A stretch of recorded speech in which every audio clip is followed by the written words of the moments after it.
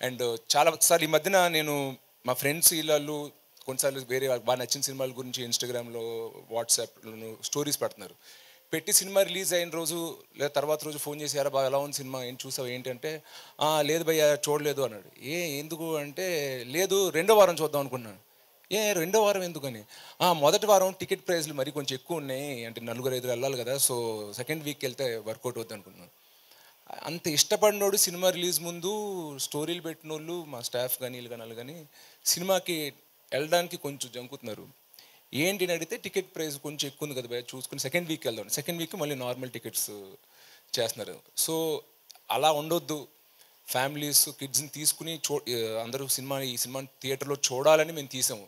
అలాంటప్పుడు ticket price కూడా మనం రీజనబుల్గా పెట్టాలని నేను ప్రొడ్యూసర్ గారిని రిక్వెస్ట్ చేశాను. సార్ చాలామంది పిల్లల్ని తీసుకొద్దాం అనుకుంటున్నారు, పిల్లలప్పుడు 1-2 పిల్లలు ఒంటరిగా రాలేరు యూత్ లాగా, వాళ్ళని తీసుకురావడానికి అడల్ట్స్ రావాలి. సో ఒక ఫ్యామిలీ కదిలి థియేటర్కి రావాలన్నప్పుడు మనం కూడా వాళ్ళకి ఒక అఫోర్డబుల్ ఎక్స్పీరియన్స్ ఇవ్వాలి అని రిక్వెస్ట్ చేస్తే మళ్ళీ ఈచ్ ఏరియాకి ఒక్కొక్క డిస్ట్రిబ్యూటర్ ఉంటారు. మళ్ళీ ఆ డిస్ట్రిబ్యూటర్ థియేటర్ ఓనర్తో మాట్లాడి నిజంగా 100-200 థియేటర్ ఓనర్స్తో మాట్లాడి ఈ స్కీమ్ ఓకే చేయించినందుకు నేను ఫస్ట్లీ మా ప్రొడ్యూసర్ జ్ఞానవేల్ రాజా గారికి పెద్ద థ్యాంక్స్ చెప్పుకోవాలనుకుంటున్నాను.